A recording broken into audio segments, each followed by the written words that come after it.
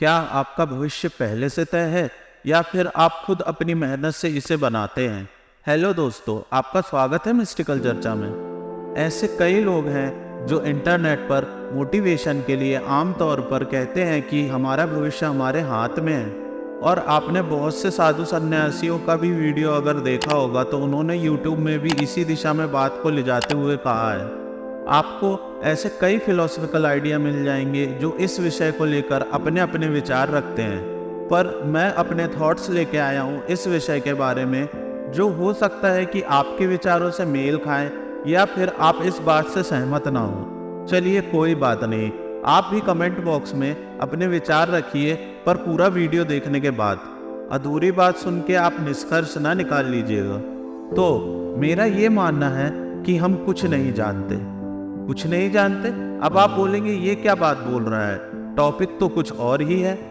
नहीं, सुनिए, इंसान इस धरती पे क्यों आया है, क्या करने आया है, क्यों मर जाता है, और मरना ही है तो फिर क्यों जीता है?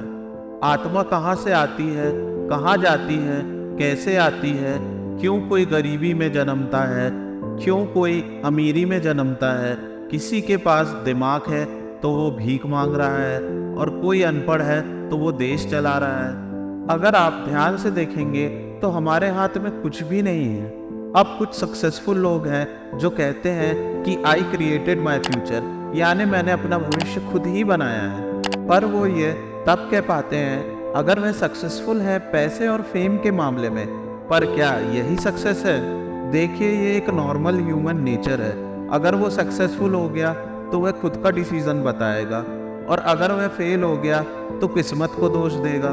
लेकिन सच तो यह है कि हम कुछ नहीं जानते और हमारे हाथ में कुछ नहीं है। फिर कुछ लोग बोलेंगे ऐसा थोड़ी ना होता है, मैंने जैसा सोचा था वैसा करा है लाइफ में। पर ऐसे लोग बहुत ही कम हैं जो चाहते हैं वह पा लेते हैं। लेकिन अगर हम किसी की सोच की बात करें तो हम एक बहुत ही अहम मुद्दा भूल जाते हैं, जिसके कारण से हर इंसान की सोच बनती है। तो किसी इंडिविजुअल व्यक्ति की सोच सिर्फ उसकी सोच नहीं होती, उसके एनवायरमेंटल इम्पैक्ट का रिजल्ट होता है। यानी आपकी सोच आपके माता पिता के आपके प्रति व्यवहार, उनकी सोच, आपका स्कूल, आपके टीचर, आपका फ्रेंड सर्कल, आपका यूनिक नेचर कैसा है, क्या आप दयालु हैं या कट्टर किस्म के हैं, फैमिली कंडीशन, जिस जगह आप रहते हैं उसकी कंडीशन, इन जैसी बातों से डिराइव्ड होता है। अगर आप अपनी लाइफ में कुछ बन पाए या फेल भी हुए हैं तो ये सिर्फ आपकी सोच नहीं है। और लाइफ का एक्सपीरियंस आपको ये बात अगर नहीं भी समझ आ रही है तो समझा देगा, क्योंकि सबसे बड़ा ज्ञान यही है कि हम कुछ नहीं जानते और इस सृष्टि में कुछ भी करने वाले हम नहीं हैं। हम तो ये भी नहीं जानते कि ब्रह्मांड कितना बड़ा है और उसे किसने इस तरीके से बनाया है।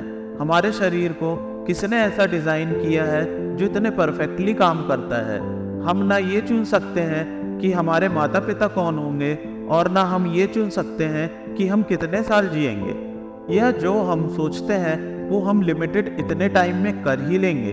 आप लोग ऐसे कई लोगों को जानते होंगे जो सोचते कुछ और बनने की हैं, लेकिन परिस्थितियों के चलते उनको करना कुछ और पड़ रहा होता है। आपने भी बचपन में कई सपने देखे होंगे, लेकिन असल जिंदगी में ऐसा होता नहीं है। कई लोग त्यागी होते हैं और वह अपने सपने अपनों के लिए तोड़ देते हैं, तो कई लोग सबको छोड़कर अपने सपनों के पीछे भागते हैं। कई माता पिता अपने सपने अपने बच्चों के थ्रू पूरा करना चाहते हैं, पर बच्चों के अपने कोई और ही सपने होते हैं और इससे अलग लाइफ कहीं और ही ले जा रही होती है। हर इंसान बुरा नहीं होता, उसके आसपास का माहौल उसे बुरा बना देता है। जैसे कि सीरिया की लड़ाई के बीच में जिस बच्चे का जन्म हुआ हो, उसकी लाइफ किसी अमीर घर में जन्मे किसी बच्चे की जिंदगी से बिल्कुल अलग होगी, और उसके लिए गए डिसीजन भी इन सब बातों पर निर्भर होते हैं, जिससे उसका भविष्य बनता है। तो हाँ, हम कुछ नहीं जानते और हमारी लाइफ में क्या होगा इसमें हमारा डिसीजन ना के बराबर है। क्योंकि इंसान कुछ भी डिसीजन ले ले, उसका रिजल्ट उसके हाथों में नहीं होता है। मेरा तो पर्सनली ये भी मानना है कि वो डिसीजन भी उसका नहीं होता है।